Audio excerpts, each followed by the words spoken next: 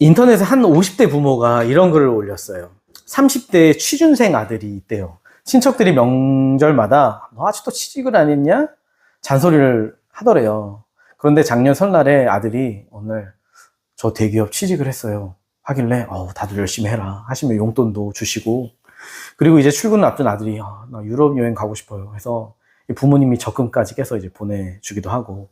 근데 여행에서 돌아온 아들이 하는 말이 회사 사정으로 출근이 좀 밀렸다고, 그리고는 매일 뭐 게임하고 배달만 시켜먹고 그렇게 하루하루 보내더래요. 그리고 이제 몇 달 뒤에 첫 출근을 하는데 엄마는 이제 아들 출근을 위해 막 승용차도 막 주고, 그래서 아들이 퇴근하면 퇴근해서 하는 그 상사 뭐 뒷담화, 뭐 썸녀 이야기도 막 들어주고. 그런데 어느 날 엄마가 아침에 볼 일이 있어서 딱 나갔더니 아들이 가는데 아들이 PC방을 들어가더래요. 그래서 들어가서 봤더니 보니까 거기서 뭐라고 있었냐, 라면 서빙을 하고 있는 거예요. 그러자 아들이 하는 말이 뭐냐면, 하도 친척들이 무시해서 얼떨결에 거짓말을 했는데 이렇게 커질 줄 몰랐다. 그래서 엄마는 충격을 받고 식음을 전폐하는 일이 있었다고 해요. 혹시 우리 성도님들도 이런 경험이 있으신지 모르겠어요. 저도 어릴 때 학원을 안 가고 갔다 왔다 한 일주일 안 가고 거짓말 했는데 학원쌤이 집에 찾아와서 난리가 난 적이 있었는데요. 우리가 이렇게 살면서 때로 거짓말을 당하거나 아니면 하게 되는 경험을 하게 될 때가 있죠. 그런데 오늘 본문에서도 엄청난 거짓말을 하는 사람들이 등장을 한다고 해요. 우리가 지난 빌립보서 마지막 설교 내용을 돌아보면 혹시 무슨 내용이었는지 기억나시나요? 기대하진 않았는데 무슨 내용이었냐면 기뻐해라 라는 내용이었어요. 그래서 빌립보서는 별명이 뭐라고 했었죠? 기쁨의 서신이다. 왜냐하면 이 빌립보서 안에서만 기쁨이란 단어가 무려 14번이나 등장을 하니까. 그런데 사실 바울이나 빌립보 교회나 지금 기뻐할 처지가 아니라고 했었어요. 왜냐하면 바울이 이 편지를 쓰는 당시에 어디 있었죠? 감옥에 있었어요. 빌립보 교회도 어떤 상황이었어요? 파가 나뉘어져 있고 밖에서는 우상숭배를 거부한다는 이유로 왕따를 당하고 경제적 불이익을 당했잖아요. 그런데 바울은 그런 빌립보 교인들에게 뭐라고 했나요? 주 안에서 기뻐해라. 여기서 주 안에서라는 말이 뭐예요? 바로 주님이 주시는 구원의 기쁨, 하나님이 주시는 사랑의 평안과 위로. 그래서 주 안에 우리가 있다면 우리는 어떠한 상황에 있든지 기뻐할 수 있다라는 내용이었어요. 다 이제 기억나시죠? 그리고는 오늘 본문 2절을 보면 그 기쁨을 누리기 위해서 또 이렇게 이야기를 하는데요. 같이 큰 목소리로 한번 읽어보겠습니다. 시작. 개들을 상가고 아멘. 여러분, 여기서 갑자기 세 가지 목적어가 등장하죠. 첫째는 뭐예요? 개들. 둘째는 행악하는 자들. 셋째는 몸을 상해하는 일. 근데 사실 이 세 가지는요, 동일한 대상을 가리킨대요. 그럼 여러분, 이들이 누굴까요? 이들은 바로 교회 안에 있는 거짓 교사들을 가르친대요. 여러분, 원래 이들은요, 유대교를 믿는 유대인들이었어요, 이 거짓 교사들은. 그런데 이들이 어느 날 와서, 교회 와서 그러는 거예요. 야, 나도 원래 유대교였고 유대인이지만 예수님 믿어. 근데 생각해봐. 이 세상에 공짜가 어딨냐? 그냥 예수님만 믿는다고 구원해 주시겠냐? 그럴 거면 하나님이 왜 율법을 주고 지키라고 하셨겠어? 예수님도 믿고 율법도 지키고 해야 구원을 얻지. 그래서 그들이 강력하게 주장했던 게 뭐냐? 할례예요, 할례. 여러분, 할례가 뭐냐면 오늘날 포경수술이랑 약간 비슷한 건데, 구약시대 때 하나님의 백성과 아닌 사람들을 구별하기 위한 표지였어요, 표지. 요즘으로 따지면 뭐냐면 세례랑 비슷한 거예요. 제가 전에 사역했던 부서에서는 학습 세례 입교를 하려면 규정이 있었어요. 그게 뭐냐면 자체적으로 제자훈련 1단계를 해야 된다. 그러자 한 부모가 항의 전화가 왔어요. 아니, 제자훈련 안 했다고 세례 못 받는 게 말이 됩니까? 교단 헌법에 그런 게 있어요? 그래서 제가 뭐라고 했냐면, 아버님, 세례 받는 거에서 제자훈련 1단계 하는 거 별로 중요한 거 아니에요. 정말 중요한 게 뭔지 아십니까? 바로 예수님을 나의 구원자, 주님으로 고백하느냐. 근데 대부분 애들이요, 중학생 애들이요, 나이가 되니까 부모님이 하라고 하니까 믿지도 않으면서 그냥 네 믿습니다 아멘 하고 받는다고요. 그래서 안 되겠다, 너희 제자훈련을 통해서라도 복음을 조금이라도 배워라 해서 하는 건데, 그게 싫으시다면 이렇게 하시죠. 제가 이 성경적인 기준으로 그 아이를 점검해서 믿음이 없다? 그러면 탈락시키겠습니다. 괜찮으시겠어요? 그러니까 아무 말씀도 안 하시더라고요. 여러분, 세례를 받는다는 건 뭐냐면 세례를 받는다고 구원을 얻는 게 아니에요. 세례는 나는 예수님을 믿습니다라는 고백이자 상징이라고요. 근데 할례도 그래요. 그리고 더 중요한 건 이 할례는요, 구약 시대나 의미가 있던 거지 신약 시대는 누가 하나님 백성이에요? 방금 아까 제가 말했잖아요. 예수님의 십자가 죽음을 내 죄를 위한 죽음으로 받아들이는 사람. 그래서 예수님의 부활을 믿고 소망하는 사람. 예수님을 내 주님으로 영접하는 사람이 하나님 백성이잖아요. 그런데 이 거짓 교사들은 뭐라고 하냐면, 아니야, 할례를 받아야 구원이 완성이 돼. 너 바울 말 믿지 마. 지금 바울 어디 있어? 감옥에 있는 전과자잖아. 너 저런 전과자 말 왜 믿냐? 이러면서 교인들의 마음을 힘들게 했다는 거예요. 그래서 오늘 본문을 보면 바울이 그런 사람들을 뭐라고 그러냐? 아까 2절 보니까 첫째 뭐라고 했어요? 개라고 하잖아요, 개. 여러분 요새는요, 개 관련해서 신종 알바라고 해서 개 산책 돌봄 알바라고 있어요. 제 지인이 하고 있는데 주인이 없는 사이에 개를 돌봐주는 거예요. 목욕도 시켜주고 밥도 주고 산책도 하고 개 유치원도 있고, 그래서 이불 덮고 낮잠도 자고 밥 먹고 간식도 먹고 거의 저희 예담 예찬이랑 동급이 있는 거예요. 근데 이 당시 개는요, 지금의 개하고는 달라요. 이 시기 개는 뭐냐면 불결한 존재. 그래서 유대인이 제일 싫어하는 동물 1위가 뭔지 아세요? 돼지. 2위가 개. 그래서 돼지고기 안 먹잖아요. 율법에 나와 있거든요. 근데 특히나 이 개들은요, 그 당시 여기저기 돌아다니면서 쓰레기하고 오물 먹고 자기들끼리 싸우고 사람 공격하고 병을 터뜨리는 이 존재였어요. 그런데 바울이 거짓 교사들 향해 뭐라고 하냐면, 너희는 개다. 죄송합니다. 개 같은 놈들이다. 다시 말해 너희는 영적인 병을 퍼뜨리는 평균이다. 근데 거기서 끝이 아니에요. 둘째 또 뭐라고 해요? 행악하는 자들. 이 행악한 자의 뜻이 뭐냐면 악한 일꾼. 다시 말해 이들은 복음을 전하는 척하면서 일꾼인 척하지만 실제로는 악한 일을 하는 사람. 더 쉽게 얘기하면 사탄의 졸개들. 그래서 결국 그들이 하는 건 뭐예요? 세 번째, 몸을 상해하는 거다. 훼손하는 거다. 그러니까 다시 말해 아무런 의미가 없는 거다.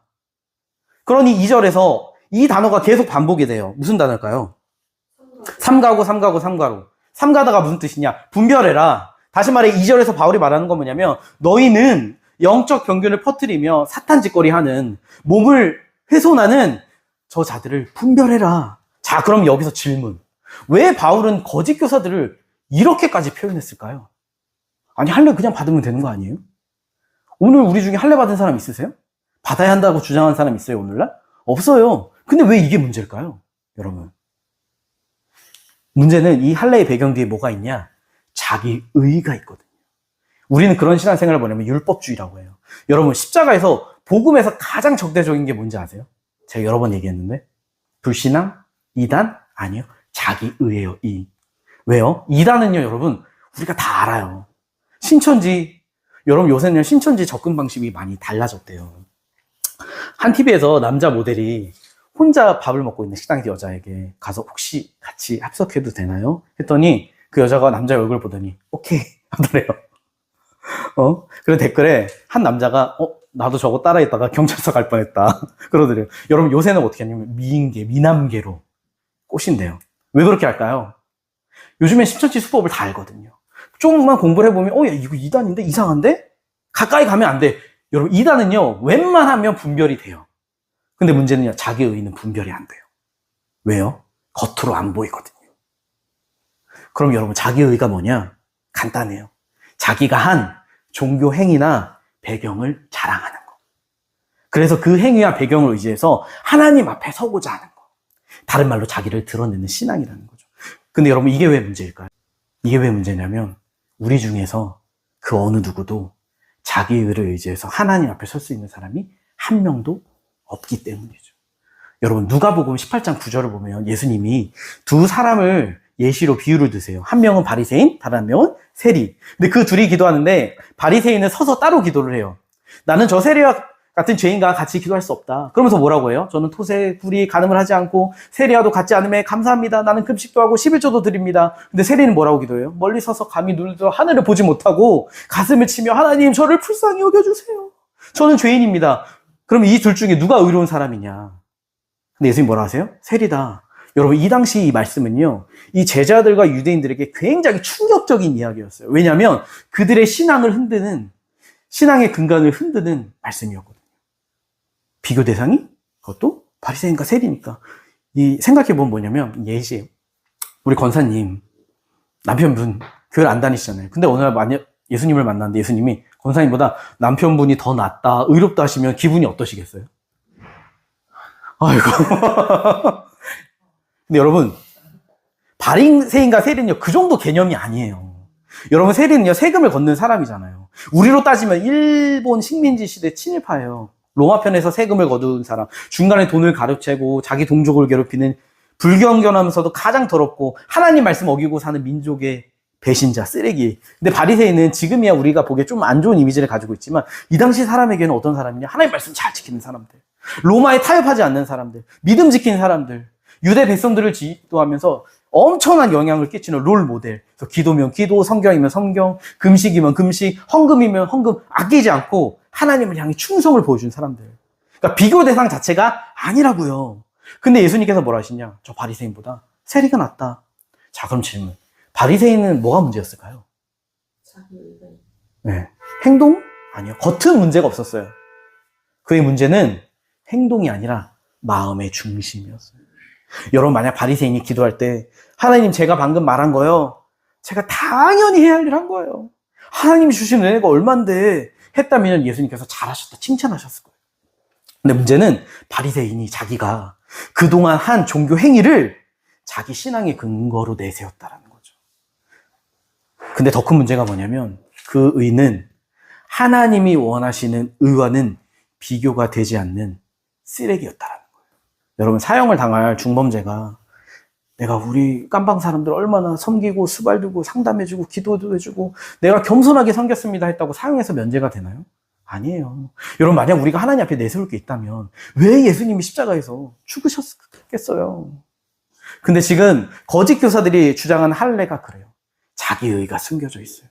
여러분, 이 자기의는요, 행동을 말하는 게 아니라 그 뒤에 숨겨진 가치관을 얘기해요. 여러분, 신기한 게 제가 이 설교를 하면서 이 신약 성경을 다 좀 찾아봤거든요. 그랬더니요, 이런 거짓 교사들이 빌립보 교회만 있던 게 아니라 고린도 교회, 갈라디아 교회, 에베소 교회, 골로새 교회 등 많은 교회에 있었대요.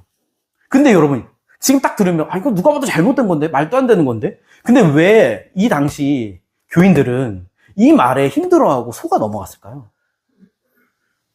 누가 봐도 잘못된 거잖아요. 만약 그 거짓 교사들이요, 처음부터 그리스도의 십자가가 아니라 율법을 지켜야 할례를 받고 구원을 얻는 거에 했다면요, 그 사람들이 바로 알아차리고 배척을 했을 거예요. 근데 이들이 어떻게 하냐면 교묘하게도 그리스도의 십자가에 할례를 덧붙여서 가르쳤다고요. 우리가 구원 받으려면 그리스도의 십자가를 통해서 맞지. 근데 그걸로는 부족해. 할례를 받아야 된다니까. 여러분, 어린 시절에 저희 동네 어른들이 개구리를 잡아먹었어요. 혹시 드셔본 적 있는지 모르겠지만, 근데 개구리 익혀 먹을 때 산개구리를 넣어요.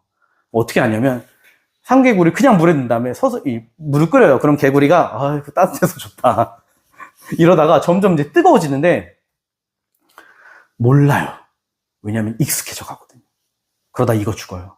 여러분, 우리가 선을 그을 때도 정해진 선이 이건데 만약에 여기서 약간 1도 각도가 벌어졌어요. 그럼 처음에는 그게 티가 안 나요. 근데 어때요? 점점 시간이 지나면 가면 갈수록 그 기준에서 점점 멀어지게 돼요. 근데 여러분, 신앙도 그래요. 신앙도 처음부터 그렇게 잘못되는 사람 없어요.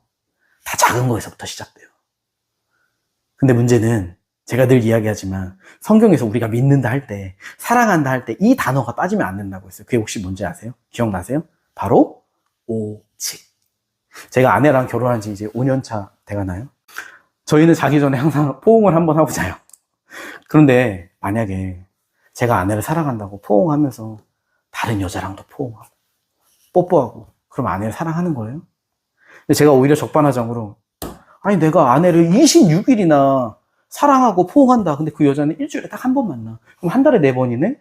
그럼 26일하고 4일하고 비교하면 이게 더 크니까 내가 그 여자보다 내 와이프 사랑하는 거 아니냐, 어떻게 한 여자만 사랑하냐 하면 받아들이시겠습니까? 네, 이 순간을 기다렸다 하겠나고요. 근데 여러분, 우리의 신앙이 그래요. 만약 우리가 부분적으로라도 자기 의를 가지고 하나님 앞에 서려고 한다? 그럼 그건요, 전적으로 자기 의를 통해서 하나님 앞에 서려는 거랑 똑같아요. 예수님의 십자가를 의지하지 않은 것과 다르지 않다고요. 왜요? 신앙은 양다리가 없으니까 중간 지점이 없어요. 그래서 자기 의를 의지하는 사람은 십자가와는 아무런 상관이 없는 사람이 되는 거다. 그래서 오늘 본문에서 바울이 그렇게 열배를 토하며 거짓 교사들에게 니네는 병균을 퍼뜨리는 개다, 사탄 짓거리하는 행악자들이다 라고 이야기하는 거예요. 그래서 오늘 본문에 바울은 3절에 이렇게 혼란 가운데 기쁨과 은혜를 누리지 못하고 있는 그 빌립보 교인들에게 또 이렇게 이야기를 해요. 같이 한번 읽어볼게요. 시작. 하나님의 성령으로 봉사하며 우리가 곧 할례파라. 아멘. 뭐라고 하냐면, 야, 육체적인 할례가 아니라 하나님의 성령으로 봉사하는 게 진짜 할례파다. 우린 이걸 보면서, 아니, 뭐야, 또 봉사라는 거야? 생각하는데, 여기서 봉사의 의미가 뭐냐면, 예배예요, 예배. 근데 어떤 예배냐? 성령으로 드리는 예배래요. 자, 그러면 바울은 왜 갑자기 여기서 예배에 대해 이야기를 할까요? 바로 우리 신앙의 중심이 예배니까. 우리가 주님 안에서 기쁨을 가장 회복하는 곳이 예배니까. 자, 그럼 여기서 성령으로 드리는 예배가 뭘까요? 성령으로 드리는 예배가 뭐냐면 하나님이 중심이 되는 예배.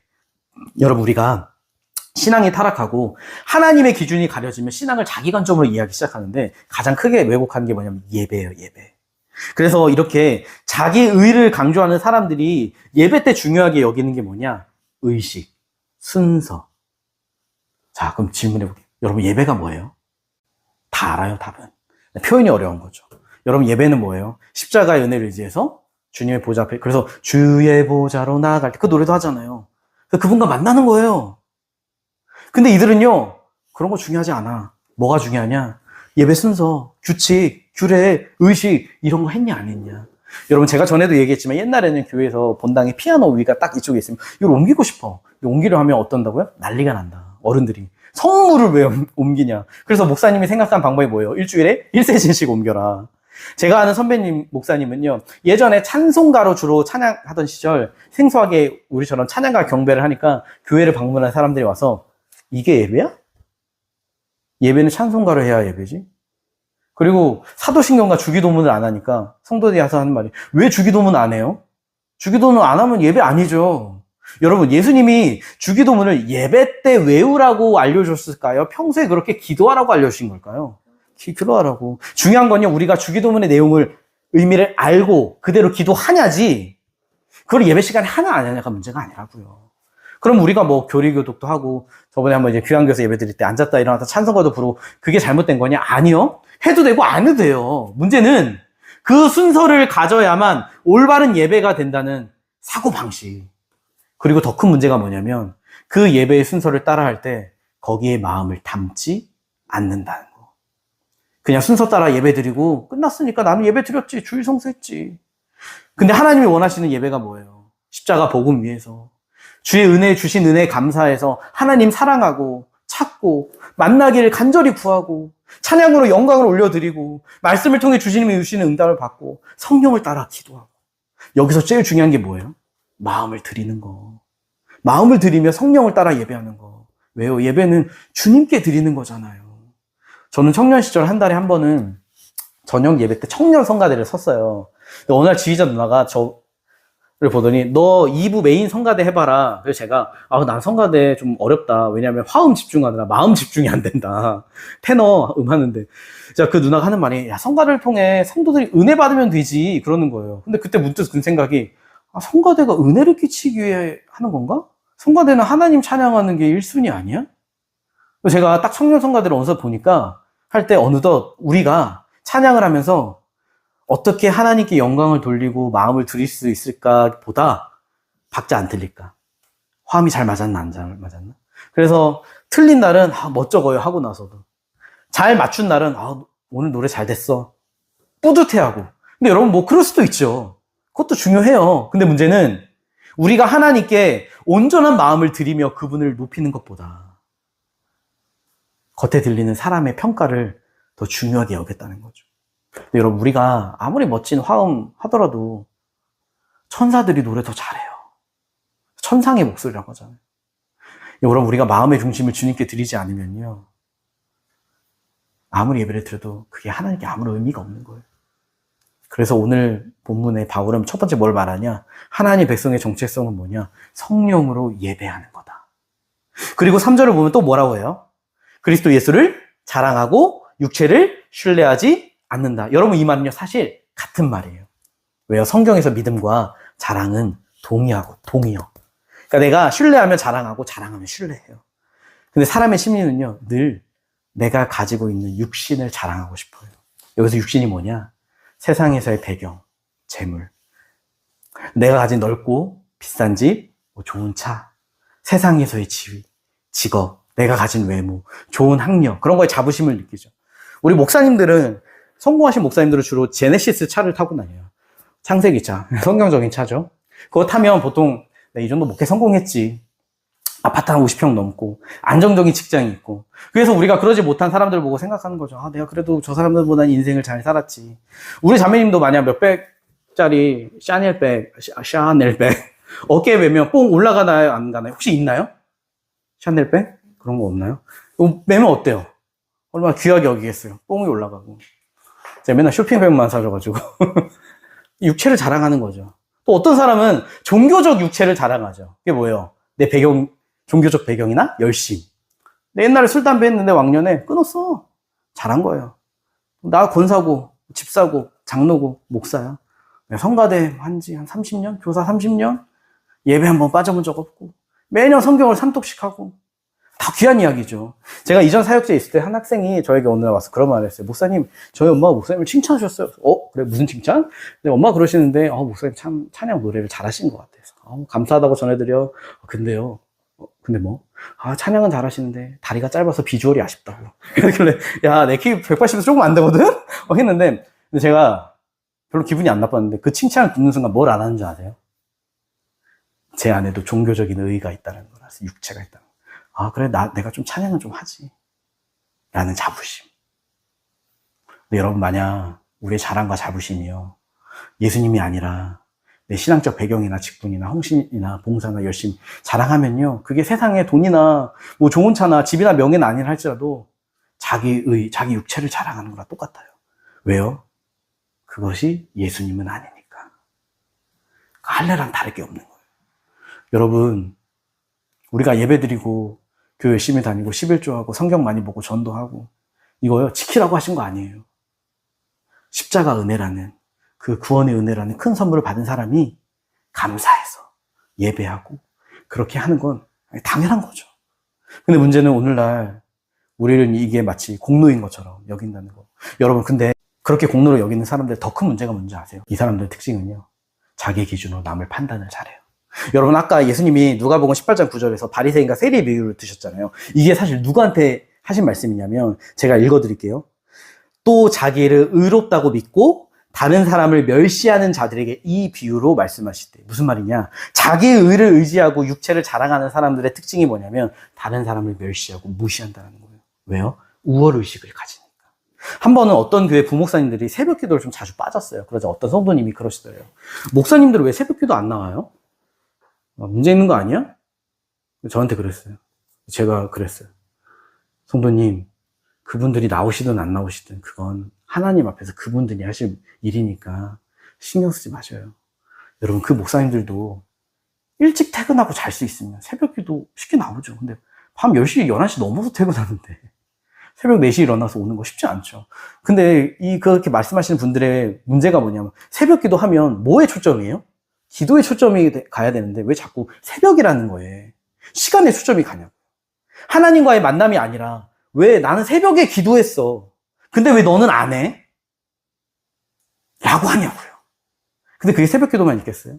여러분, 우리가 주님 앞에서 애통이 여기며 주님을 따라가면요, 다른 사람의 모습이 안 보여요. 설사 보인다 하더라도 보면서 안타깝고 애통할 뿐이지. 근데 만약 다른 사람의 모습이 보이면서 나는 이렇게도 하고 우월감을 느끼는데 왜 너는 안 하냐? 왜 무시하고 비난한다? 그러면 그 사람은 뭐냐면 자기 육체를 자랑하고 있는 거예요. 그래서 바울이 빌립보 교인들에게 4절부터 6절까지 말씀을 보면 이렇게 얘기를 해요. 제가 그냥 표현하면, 너네 육체 신뢰하냐? 그럼 나는 탑 중에 탑이야. 내 스펙? 너네랑 비교가 안 돼. 나는 8일 만에 할례 받고 오리지널 유대인 가문에다가 초대 이스라엘 왕을 배출한 베냐민 혈통이야. 거기다 히브리 교육도 받았는데 지금으로 따지면 서울대 교육을 받았다고. 그리고 율법을 얼마나 철저히 지켰고 순수한 열정이었는지 내가 교회도 박해했었어. 거기에 따라서. 그래서 한치의 어긋남 없이 율법에 진심이었던 사람.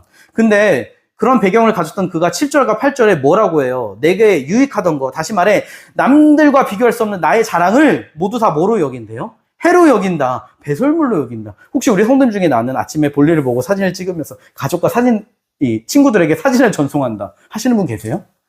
그럼 병원을 가셔야 돼요. 아프신 분이에요.